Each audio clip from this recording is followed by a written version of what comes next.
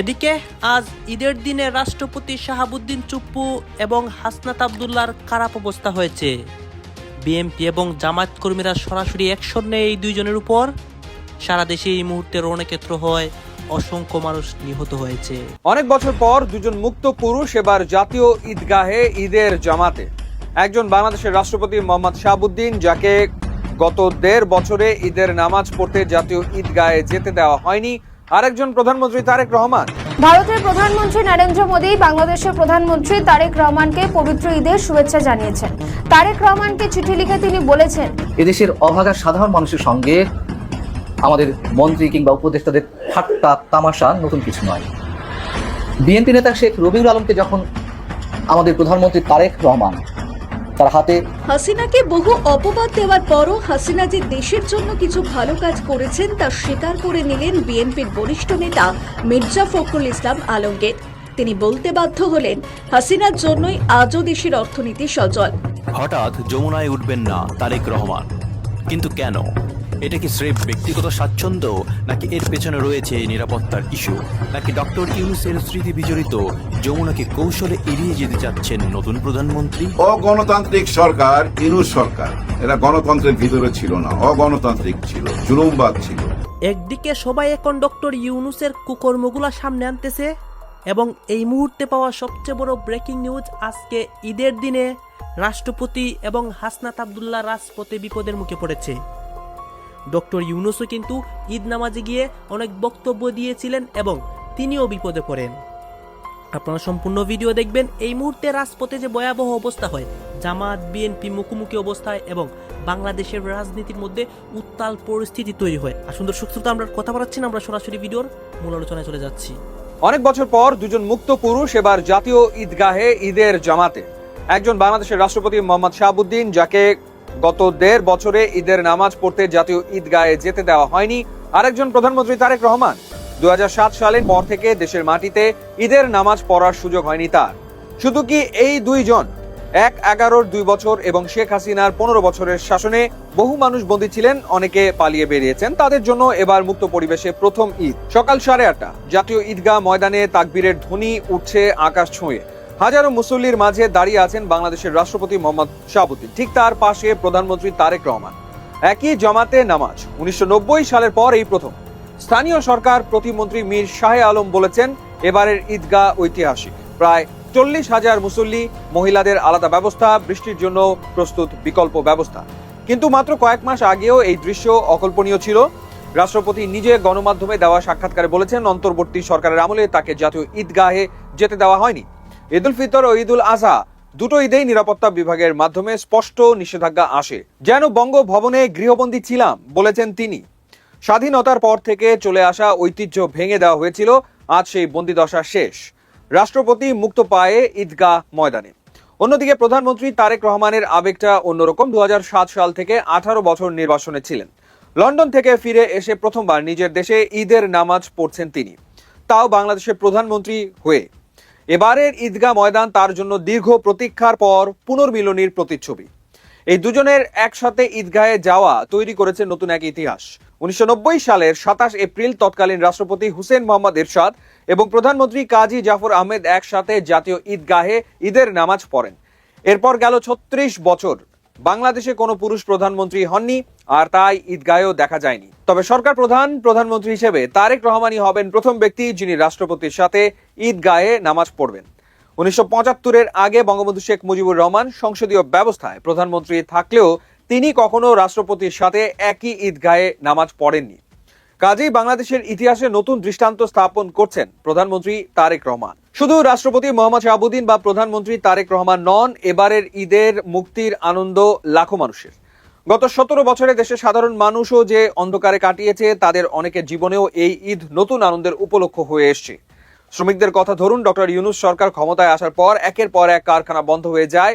মিরপুর, আশুলিয়া, গাজীপুরে শ্রমিকরা রাস্তায় নেমে বেতন ভাতার দাবি করেন। মব সন্ত্রাসের মুখে অনেক মালিক পালিয়ে গেছেন, কলকারখানা পুড়েছে। মালিক পক্ষ প্রতিকার পায়নি, শ্রমিকরা বেতন পায়নি। গত ঈদে লাখ লাখ শ্রমিক অনাহারে দিন কাটিয়েছে। একই অবস্থা ব্যবসায়ীদের। ছোট মাঝারি দোকানদাররা পাল্টাপাল্টি চাঁদাবাজির অভিযোগ করেছেন। রাজনৈতিক অনিশ্চয়তায় ব্যবসার অবস্থা ছিল কঠিন। বিএনপি মহাসচিব মির্জা ফখরুল নিজেই বহুবার দেশের অর্থনৈতিক ও রাজনৈতিক সংকটের কথা বলেছেন নির্বাচিত গণতান্ত্রিক সরকার আসলে সংকটের সমাধান হবে। দেশে নির্বাচিত সরকার এসছে, সংকটের সমাধানের আশা দেখছে বাংলাদেশ। এই আতঙ্ক শুধু 1.5 বছরের নয়, এটা 1.5 দশকের লড়াইয়ের ফল। আমরা যদি বিএনপি নেতাদের কথা একবার চিন্তা করি, দীর্ঘদিন জেলে কাটিয়ে মামলার ভয়ে পালিয়ে ঈদের নামাজও পড়তে পারেননি অনেকে। মির্জা ফখরুল ইসলাম আলমগীর সহ শীর্ষ নেতারা বছরের পর বছর কারাবন্দী ছিলেন, হাজার হাজার কর্মী মিথ্যা মামলায় আটক। আজ তারা সবাই মুক্ত, জাতীয় ঈদগাহে এসে নামাজ পড়ছেন 1.5 দশক পর প্রথমবার স্বাধীনভাবে। যদি সাংস্কৃতিক অঙ্গনের কথা চিন্তা করি, ডক্টর ইউনূসের 1.5 বছরে সাংবাদিক, ক্রীড়াবিদ ও সাংস্কৃতিক কর্মীদের উপর হামলা হয়েছে, মেয়েদের খেলার মাঠে মব হয়েছে, কনসার্ট বন্ধ, শিল্পীদের উপর হামলা, বাউলদের উপর আক্রমণ। মব বাহিনী যেন সংস্কৃতি নির্মূলের মিশনে নেমেছিল। এই ঈদ তাই শুধু রাষ্ট্রপতির মুক্তির নয়, এটা শুধু তারেক রহমানের দীর্ঘ প্রতীক্ষার পরিসমাপ্তি নয়। এই ঈদ শ্রমিকদের হাসির, ব্যবসায়ীর স্বস্তির, সাংবাদিকের কণ্ঠস্বরের, ক্রীড়াবিদের স্বপ্নের। আওয়ামী লীগ প্রশ্ন সহ বিশ্ব রাজনীতির এক অবিশ্বাস্য, অভাবনীয়, নাটকীয় সমীকরণের ফলে বিএনপি সরকার বাধ্য হতে পারে ডক্টর ইউনূসকে প্রেসিডেন্ট বানাতে এবং জামাত এনসিপিকে নিয়ে জাতীয় সরকার গঠন করতে যথেষ্ট সম্ভাবনা রয়েছে। দর্শক দেখেন, এটা ইটস ভেরি সিম্পল, যে নিজেরা সবকিছু পারলে অন্য কাউকে ভাগ দেওয়ার প্রশ্ন আসে না। যেমন বিএনপির প্রতিশ্রুতি ছিল 31 দফার মধ্যে যে নির্বাচনে জিতুক বা না জিতুক, আন্দোলনরত সব দলকে নিয়ে তারা জাতীয় সরকার গঠন করবে। কেন এই ঘোষণা দিয়েছিল? এটা 2022 সাল থেকে বিএনপি প্রচার করা শুরু করেছে। কারণ বিএনপি দেখেছে আন্দোলনে কাউকে সম্পৃক্ত করা যায় না, মানুষজন আন্দোলনে নামে না। এমনকি রাজনৈতিক দলগুলোকেও আওয়ামী লীগ পকেট পার্টি বানিয়ে ফেলছে, তাদের বলয় নিয়ে যাচ্ছে, ছোট ছোট দলগুলোকে লোভ দেখিয়ে। এমনকি আজকে যে স্পিকার এই মেজর হাফিজ, তাকেও কিন্তু নিয়ে গিয়েছিল, বিএনপি নেতাদেরও ভাগিয়ে নিত। ছোট ছোট দল অনেকে, যেমন একটা সময় বিকল্প দ্বারা বিএনপির সাথে ছিল, এক পর্যায়ে আওয়ামী লীগ হয়ে গেছে। এরকম আরো অনেকে আছে যে বিএনপি পন্থী দল আওয়ামী লীগ হয়ে গেছে। এগুলো ধরে রাখার জন্য আওয়ামী লীগ বিএনপি ঘোষণা দিয়েছিল যে আন্দোলনরত সব দলকে সাথে নিয়ে আমরা জাতীয় সরকার গঠন করবো, আমরা যদি ক্ষমতায় আসতে পারি, তাতে নির্বাচনে যদি কেউ না জিতে তাকেও আমরা জাতীয় সরকারে রাখবো। এটা তখন বিএনপি নিরুপায় ছিল, অসহায় ছিল, একলা ছিল, যার ফলে প্রয়োজন ছিল ঘোষণা দিয়েছিল। কিন্তু নির্বাচনে বিএনপি এককভাবেই জিতেছে, এককভাবেই ভালো করেছে, তেমন কোনো মারাত্মক সিচুয়েশনে পড়তে হয়নি। এখন জাতীয় সরকার গঠনের নামগন্ধও নাই। তার মানে বিপদ ফুরিয়ে গেলে বেইমানি করতে সময় লাগে না, এটাই রাজনীতি। তো বিএনপি সেটা করেছে। তাদের এখন প্রয়োজন নাই কাউকে সাথে নিয়ে চলার, এখন কাউকে চেনে না, জাতীয় সরকার এখন আর গ্রহণ করেনি। জাস্ট জোট সরকারও কি, এটা হচ্ছে কিছু দল বিএনপির মধ্যে বিলীন হয়ে গেছে। মাল্টি পার্টি ডেমোক্রেসিকে বিএনপি কার্যত ধ্বংস করেছে, অনেক দল ধ্বংস করে তাদের মধ্যে মার্চ করিয়েছে। প্রয়োজন না হলে জাতীয় সরকার, জোট সরকার কিছুই গ্রহণ করে না। এমনকি জোট সরকার কিছু তরুণদেরকে সাথে রাখা বিএনপির জন্য প্রয়োজন ছিল। এই কারণে ভিপি নূরকে একটা আসন দিয়েছে, মন্ত্রী বানিয়েছে, প্রতিমন্ত্রী বানিয়েছে। কিন্তু এই ববি হাজরাজ বা এদেরকে, অথবা সেই এহসানুল হুদা বা আরো অনেকে আছে, জোনায়েদ সাকিকে দরকার ছিল, আরো অনেককে দরকার ছিল না, যার ফলে বিএনপি তাদের গ্রহণ করেনি, বরং তাদেরকে বাধ্য করেছে যে তোমার দল বিলীন করে বিএনপিতে আসতে পারো, এছাড়া কোনো উপায় নেই। জোটও বাধ্য না হলে করে না, প্রয়োজনে জোট করে। একটা সময় তো জোটের রাজনীতি ছিল না, প্রয়োজন ছিল না, করেনি। এখন প্রয়োজন হয়েছে, জোট হচ্ছে। জোট জাতীয় সরকার এটা প্রয়োজনে কিংবা বাধ্য হয়ে করতে হয়, স্বাভাবিকভাবে করা হয় না। এখন বিএনপির জাতীয় সরকারের প্রয়োজন নাই, অতএব তারা নিজেদের কমিটমেন্টের সাথে বেইমানি করতে একটু দ্বিধাবোধ করেনি। জোটের ওইভাবে প্রয়োজন নাই, করেনি। যাদেরকে প্রয়োজন হচ্ছে যে তরুণদের একটা অংশকে সোশ্যাল মিডিয়া হ্যান্ডেল করতে দরকার আছে, জামাত এনসিপির ন্যারেটিভকে মোকাবেলা করতে, যার ফলে ভিবিনুরকে সাথে নিয়েছে। প্রয়োজন না হলে তাদেরকেও চিনবে না, লাথি দিয়ে ফেলে দিবে। এটাই রাজনীতি। প্রয়োজনের বাইরে, স্বার্থের বাইরে বিএনপি বা আওয়ামী লীগ মার্কা রাজনীতি কাউকে চেনে না। এখন একটা সময় ছিল যে জামাতকে, জাতীয় সরকার তো দূরের কথা, জামাতকে আব্বা মেনে রাজনীতি করার প্রয়োজন হলেও সেটা করবে। একটা সময় ছিল যে বিএনপির লোকজন, নেতারা, আমি নিজে শুনেছি, পাম দিত যে শিবির থাকতে আর কাউকে দরকার নেই, হাসিনার পতনের জন্য শিবির যথেষ্ট। শিবিরকে আব্বা মানতে দ্বিধাবোধ করেনি। এরকম যদি কোনো সিচুয়েশন হতো যে শিবির ভূমিকা রাখলে হাসিনা পতন হবে, তারপরে বিএনপি ক্ষমতা আসবে, তাহলে শিবিরকে আব্বা বলতে, যা বলা দরকার জাতির জনক বলতে দ্বিধাবোধ করবে না। এটাই রাজনীতি। ক্ষমতা চাই, এটাই বিএনপি রাজনীতি। এখন জামাতকে প্রয়োজন নাই, এখন জামাতকে নিয়ে জাতীয় সরকার গঠনের চিন্তাও করেনি। কিন্তু জামাতের প্রয়োজন ছিল, যে জামাত চিন্তা করেছে এককভাবে দেশ চালানো কঠিন, যার ফলে তারা জাতীয় সরকার কথা বলেছিল। জামাতের জন্য যাদেরকে জোটে প্রয়োজন ছিল তাদেরকে জোটে রেখেছে। মানে প্রয়োজনের বাইরে রাজনীতি হয় না, এটাই হচ্ছে বাস্তবতা। এখন নতুন যে প্রয়োজন তৈরি হচ্ছে, তাতে ডক্টর ইউনূসকেও লাগতে পারে, জামাত এনসিপি কেও লাগতে পারে। হঠাৎ যমুনায় উঠবেন না তারেক রহমান, কিন্তু কেন? এটা কি স্রেফ ব্যক্তিগত স্বাচ্ছন্দ্য, নাকি এর পেছনে রয়েছে নিরাপত্তার ইস্যু, নাকি ডক্টর ইউনূসের স্মৃতি বিজড়িত যমুনাকে কৌশলে এড়িয়ে যেতে চাচ্ছেন নতুন প্রধানমন্ত্রী? আজ বিশ্লেষণ করব সেই বিষয়টি। ধারণা করা হয়েছিল নতুন প্রধানমন্ত্রী হিসেবে শপথ নেওয়ার পর তারেক রহমান রাষ্ট্রীয় ভবন যমুনায় উঠবেন। বাড়তি অর্থ খরচ না করে অপচয় কমিয়ে প্রস্তুত করা হচ্ছে প্রধানমন্ত্রীর সরকারি বাসভবন যমুনা। গৃহায়ন ও গণপূর্ত মন্ত্রণালয় সেভাবে প্রস্তুতিও নিয়েছিল, কিন্তু সবাইকে অবাক করে দিয়ে প্রধানমন্ত্রীর অতিরিক্ত প্রেস সচিব জানান প্রধানমন্ত্রী যমুনায় উঠছেন না, তিনি তার গুলশানের বাসাতেই থাকবেন। কিন্তু কেন এই সিদ্ধান্ত? এর পেছনের কারণগুলো বিশ্লেষণ করলে কয়েকটি পয়েন্ট সামনে আসে। প্রথমত, পারিবারিক স্মৃতি। গুলশানের এই 196 নম্বর বাড়িটি কোনো সাধারণ ভবন নয়। শহীদ রাষ্ট্রপতি জিয়াউর রহমানের মৃত্যুর পর তৎকালীন সরকার বেগম খালেদা জিয়াকে এই বাড়িটি বরাদ্দ দিয়েছিল। গত বছর এই বাড়ির দলিলপত্র হস্তান্তর করা হয়েছে। আর এর পাশেই রয়েছে ফিরোজা নামের বাড়িটি, যেখানে দীর্ঘ সময় কাটিয়েছেন তার মা বেগম খালেদা জিয়া। ফলে এই বাড়িটির সাথে তারেক রহমানের শৈশব, কৈশোর এবং রাজনৈতিক সংগ্রামের দীর্ঘ আবেগ জড়িয়ে আছে। তাই দীর্ঘ 17 বছরের নির্বাসন কাটিয়ে গুলশান অ্যাভিনিউয়ের 196 নম্বর বাড়িটিতেই ওঠেন তারেক রহমান। দ্বিতীয় কারণ, যমুনার তিক্ত ইতিহাস। যমুনা ভবনটি বাংলাদেশের রাজনীতিতে অনেক পালাবদলের সাক্ষী। 2007 সালের 1/11-এর সময় সেনা নিয়ন্ত্রিত তত্ত্বাবধায়ক সরকারের প্রধান ফখরুদ্দিন আহমদ এখান থেকেই দেশ চালিয়েছেন। সেই সময়কার স্মৃতি তারেক রহমানের জন্য খুব একটা সুখকর নয়। আবার গত 5 আগস্টের পর অন্তর্বর্তীকালীন সরকারের প্রধান উপদেষ্টা ডক্টর মোহাম্মদ ইউনূসও এই ভবনটিকে ব্যবহার করেছেন। রাজনৈতিক বিশ্লেষকদের মতে তারেক রহমান হয়তো নিজের শাসনের শুরুতেই কোনো তত্ত্বাবধায়ক আমেজ রাখতে চাইছেন না, আর সে কারণেই যমুনায় উঠছেন না প্রধানমন্ত্রী তারেক রহমান। তৃতীয় কারণ, নিরাপত্তা ও কৌশল। গুলশানের বাসাটি এমনভাবে সাজানো হয়েছে যেখানে আধুনিক নিরাপত্তা ব্যবস্থা নিশ্চিত করা সহজ। এছাড়া দলীয় কার্যালয় এবং গুরুত্বপূর্ণ রাজনৈতিক ব্যক্তিদের সাথে যোগাযোগের জন্য গুলশান এলাকা তারেক রহমানের কাছে বেশি সুবিধাজনক মনে হতে পারে। তাছাড়া রাষ্ট্রীয় প্রোটোকলের চেয়ে জনগণের নেতার ইমেজ ধরে রাখতে তিনি হয়তো বিলাসবহুল যমুনার চেয়ে গুলশানের বাড়িকেই বেশি প্রাধান্য দিচ্ছেন। তবে কি যমুনা পুরোপুরি পরিত্যক্ত? না, বিষয়টি তেমনও নয়। প্রধানমন্ত্রীর সরকারি অনুষ্ঠানগুলো কিন্তু যমুনাতেই হবে। এছাড়াও যমুনা থেকেই তিনি এবারের ঈদে সর্বস্তরের মানুষের সাথে শুভেচ্ছা বিনিময় করবেন।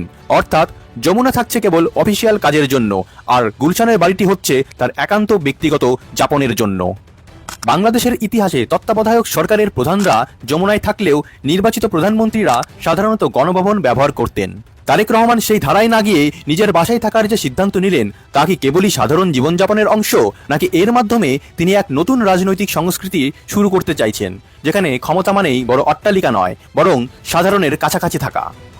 আপনার কি মনে হয় প্রধানমন্ত্রী তারেক রহমানের এই সিদ্ধান্ত কি সঠিক, নাকি প্রধানমন্ত্রীর নিরাপত্তার খাতিরে তার সরকারি বাসভবনেই থাকা উচিত? এদেশের অভাগা সাধারণ মানুষের সঙ্গে আমাদের মন্ত্রী কিংবা উপদেষ্টাদের ঠাট্টা তামাশা নতুন কিছু নয়।